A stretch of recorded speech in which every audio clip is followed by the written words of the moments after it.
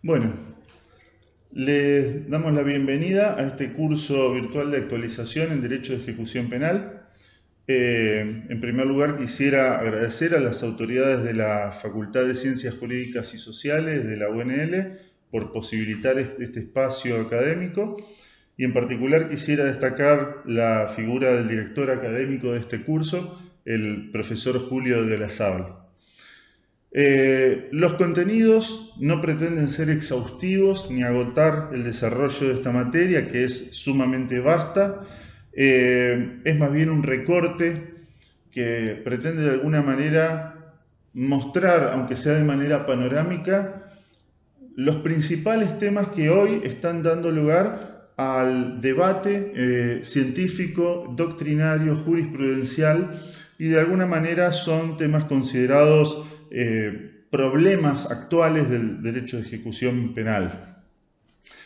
Una palabra sobre la metodología de las clases y la evaluación es que estas clases tampoco pretenden ser un desarrollo exhaustivo. La base del curso está en la lectura del material que se acompaña y que se propone, y la evaluación, que consiste en la presentación de trabajos escritos, tiende fundamentalmente a incentivar posibles líneas de investigación que cada cursante quiere emprender. Es decir, lo que se pretende es que cada uno, a partir del material propuesto, logre elaborar una reflexión orientándose hacia la temática que le resulte de mayor interés. Por eso los temas que se proponen son siempre a título enunciativo y no excluyen la posibilidad de trabajar algún tema en particular que interese a cada cursante. Así que bueno, les damos la bienvenida al curso y de inmediato vamos a abordar los aspectos más destacados de lo que serían los contenidos del módulo 1 de este curso. El derecho de ejecución penal nace de manera casi gradual. En realidad, normas que regulan la ejecución hubo desde hace mucho tiempo, pero como disciplina jurídica va a tener dos momentos centrales en los que el derecho de ejecución penal empieza a cobrar cierta autonomización y se distingue fundamentalmente del derecho penal en general o de la dogmática penal.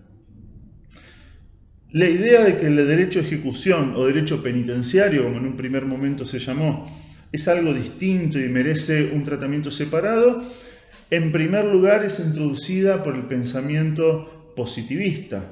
Es decir, la base es de este pensamiento que la individualización de la pena en la etapa de ejecución no debe ser guiada por criterios provenientes de la dogmática penal o del campo jurídico en general, sino que una vez que la persona es condenada o se adjudica su responsabilidad penal, luego el tratamiento penitenciario se fija en función de la peligrosidad. Es decir, quien se ocupa de la ejecución no va a ser inicialmente alguien con versación jurídica, sino alguien con versación criminológica, como se entendía fundamentalmente de fines del siglo XIX y principios del XX, esta versación. Es decir, una versión, diríamos, en primer lugar, clinicalizante y en segundo lugar, con una mirada más sociológica, sobre la figura del hombre delincuente y sobre las posibilidades o no de corrección. Este primer enfoque va a dar lugar a un segundo enfoque a partir de la segunda mitad del siglo XX. En este contexto ya se va a empezar a tratar el discurso de derecho de ejecución penal como un discurso jurídico en el marco de un derecho penal en sentido amplio que tiende a limitar el poder punitivo. Es decir, en este marco, el derecho de ejecución penal es un conjunto de límites normativos a la manera en que el Estado ejecuta o cumple la aplicación de una pena dispuesta judicialmente. La naturaleza jurídica de si el derecho de ejecución penal es parte del derecho penal o es una rama autónoma o qué principios deben orientarlo, no se dio en Argentina de manera directa, es decir, no hubo una discusión que se planteara sobre naturaleza jurídica. La discusión fue por otro lado. Lo que se discutió en nuestro país fue quién puede legislar en materia de ejecución penal, si la nación o las provincias. Vamos a ver que hay varias posturas al respecto y algunas de ellas implican pronunciarse sobre la naturaleza de esta rama del derecho, mientras que otras no conllevan este tipo de pronunciamiento.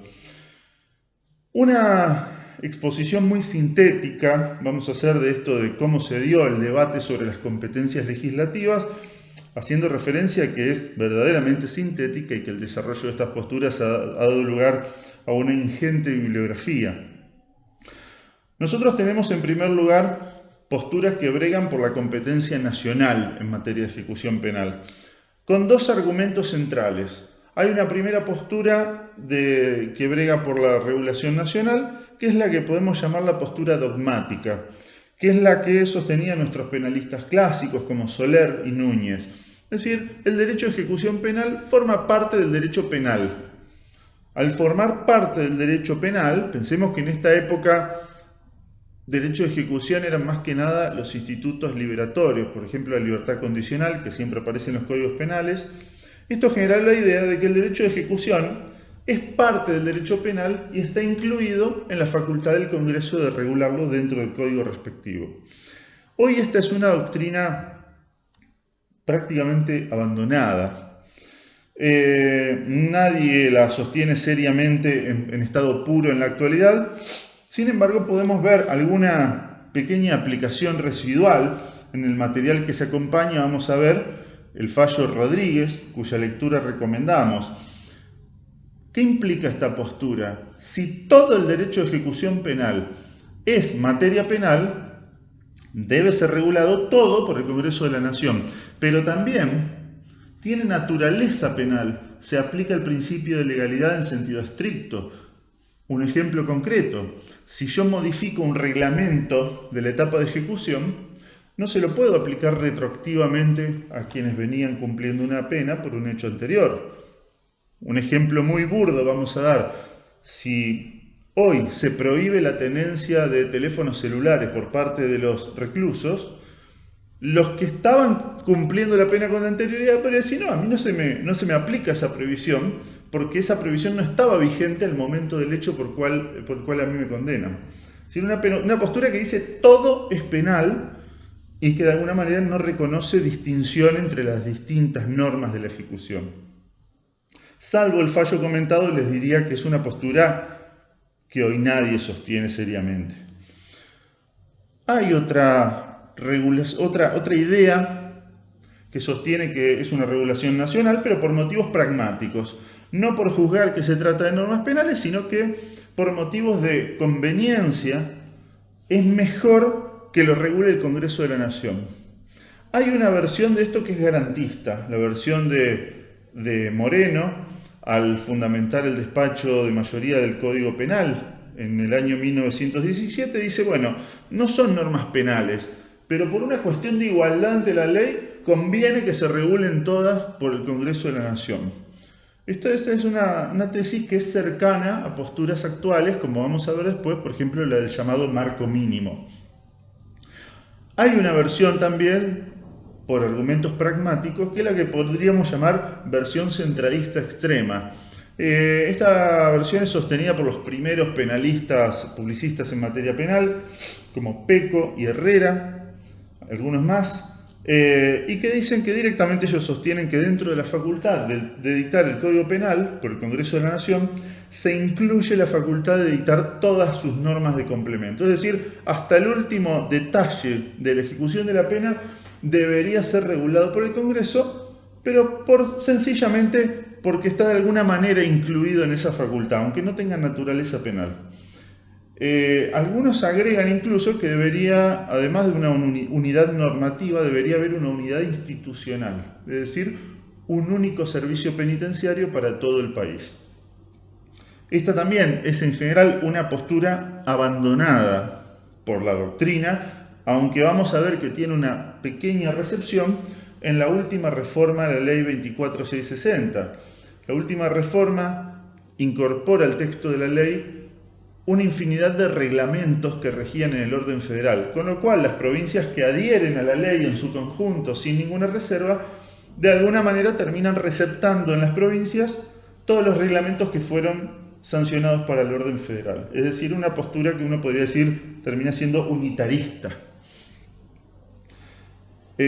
Como síntesis de estos abordajes, vemos que hay algunas posturas que implican un pronunciamiento sobre la naturaleza jurídica del derecho de ejecución y otras que no, que dicen no necesariamente nos interesa si es penal o no es penal, sino que lo nacionalizamos por otros motivos.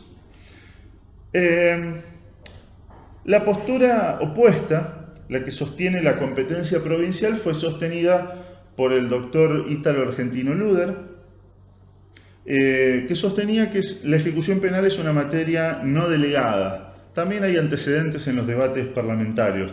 Es una postura con muy poca aceptación actual, porque en general todos advierten que hacia 1853 no fue posible prever el dictado del código o de la ley de ejecución penal a quien correspondía, sencillamente porque en esa época no se pensaba en la ejecución penal como una rama autónoma del derecho que ameritara su tratamiento. Es decir, no había forma de que el constituyente adivinara que a mediados del siglo XX iba a surgir una nueva rama y a quién se la íbamos a atribuir. Tiene muy poca aceptación actual también la doctrina de Luder, la provincialista extrema. Sin embargo, algunas legislaciones, amparadas en una lectura similar, tienden a declarar cierta autonomía legislativa. Vemos, por ejemplo, que la ley de ejecución de la provincia de Buenos Aires tiene un artículo que dice que se aplicará esta ley con exclusión de toda otra norma. Es decir, acá no rige la 24660, de los límites de Buenos Aires para adentro tenemos nuestra propia norma, es enteramente provincial, e incursionan en puntos que hoy consideraríamos penales. Por ejemplo, tiene un plazo distinto para el otorgamiento de salidas transitorias. Vamos a las posturas contemporáneas. Estas serían las posturas clásicas. Por un lado, las que sostienen que es competencia nacional y por otro lado, el que sostiene que es competencia provincial. Las posturas contemporáneas, cabe aclarar que en general son posturas mixtas. Mixtas en el sentido de que no son extremas en decir es todo nacional o es todo provincial. Vamos a dar las más conocidas o las más receptadas en la doctrina o en la jurisprudencia.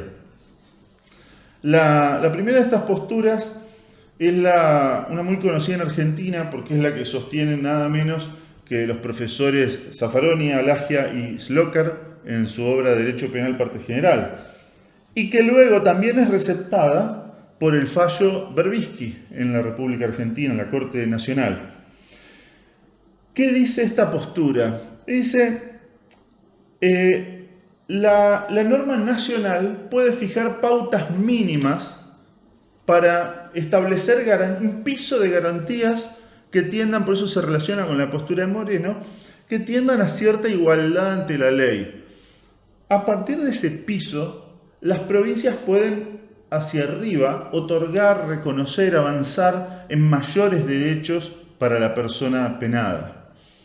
Es decir, se le reconoce al Estado federal cierta capacidad de orientar la legislación en materia procesal y en materia de ejecución penal, y de ahí para arriba las provincias tienen facultades. Pueden mejorar, lo que no pueden hacer es derogar este piso mínimo de garantías. Es decir, una especie de indubio pro reo, pero para decidir qué normas es aplicable. Con esta postura, por ejemplo, hay normas administrativas que pueden ser parte de ese piso mínimo garantizador. Si la ley de ejecución dice, por ejemplo, que en una cárcel de mujeres la directora tiene que ser una mujer, la provincia no podría ampararse en que eso viola la autonomía provincial. ¿Por qué? Porque es una norma que es administrativa, pero que tiene un contenido garantizador. Entonces, ese es el criterio que se va a fijar en lo del marco mínimo garantizador. Que, repito, esta teoría está receptada en el precedente Berbisky del año 2005. Un segundo criterio que tiene menos predicamento que el anterior es el llamado criterio teleológico que sostiene el profesor Delgado. Delgado dice que ante la duda hay que inclinarse a la norma, no la que garantice más derechos, sino la que sea más idónea para cumplir con la finalidad resocializadora.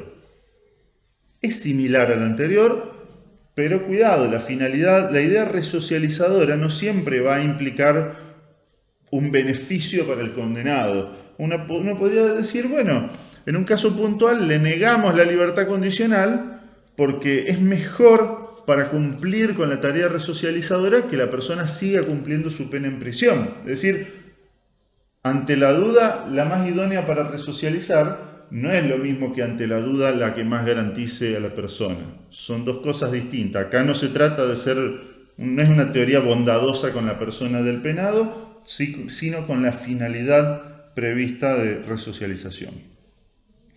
Por último, una tesis que con algunas diferencias me parece la más correcta, ya esto lo vamos a discutir, que es la de la escisión por materias.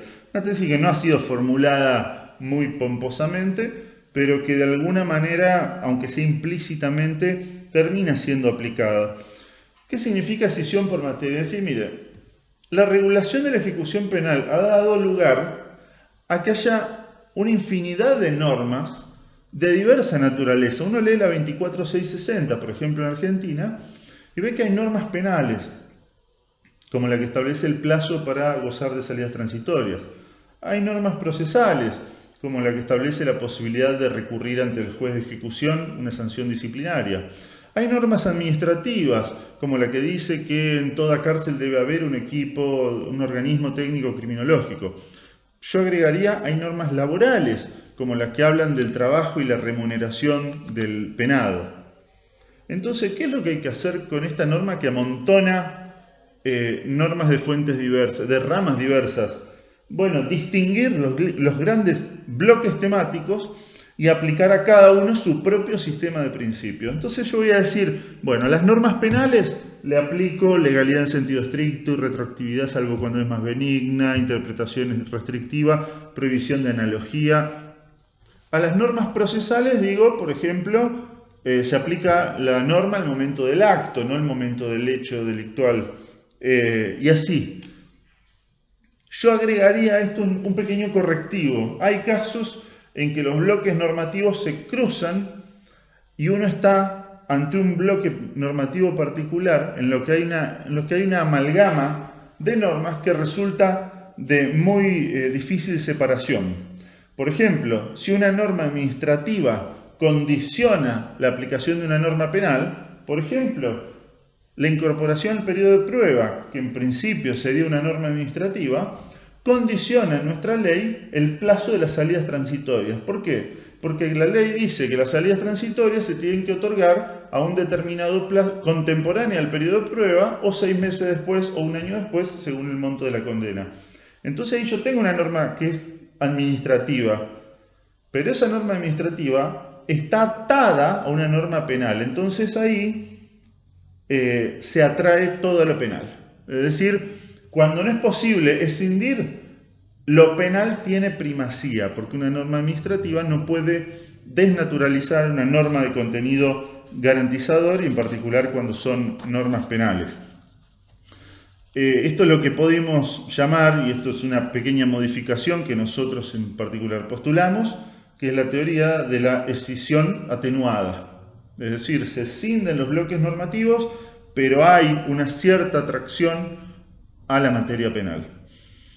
¿Qué es lo que ha hecho la normativa provincial frente a esta discusión sobre las competencias legislativas? Hay 5 modalidades básicas en las que las legislaciones locales han reaccionado. Algunas provincias han aplicado lisa y llanamente la normativa nacional, sin mayor aditamento, lo que ocurría en Santa Fe hasta el dictado de la ley que adhirió a la ejecución nacional, dando por sentado que se aplica la ley nacional entonces. Hay otras normas que son normas de adhesión, que dicen, bueno, la provincia tal adhiere, por ejemplo, a la ley 24660, a veces de manera pura y a veces con salvedades, como en la provincia de Santa Fe. Hay otras provincias que tienen lo que se llama una norma espejo. Tienen una ley propia pero que dice exactamente lo mismo que la ley nacional. Caso de Misiones, por ejemplo. Ahora, ¿qué pasa cuando la ley nacional se modifica? ¿Nuestra norma espejo funciona como norma autónoma entonces? ¿O debe ser reinterpretada en función de la reforma nacional? Esto se ha debatido. La norma reglamentaria, que a veces complementa alguna de las anteriormente nombradas, que directamente va de la mano de la teoría de la escisión. ¿Por qué? Porque dice hay cuestiones administrativas que las provincias pueden reglamentar particularmente. En Santa Fe, por ejemplo, hay una norma de adhesión, una ley de adhesión, pero hay un decreto que reglamenta aspectos no contemplados en la ley 24660. Y finalmente la llamada norma autónoma, que es la que sostiene la postura provincialista pura, caso de Buenos Aires, la que dice rijo yo y ninguna otra más en esta provincia. Con esto llegamos al final del módulo 1.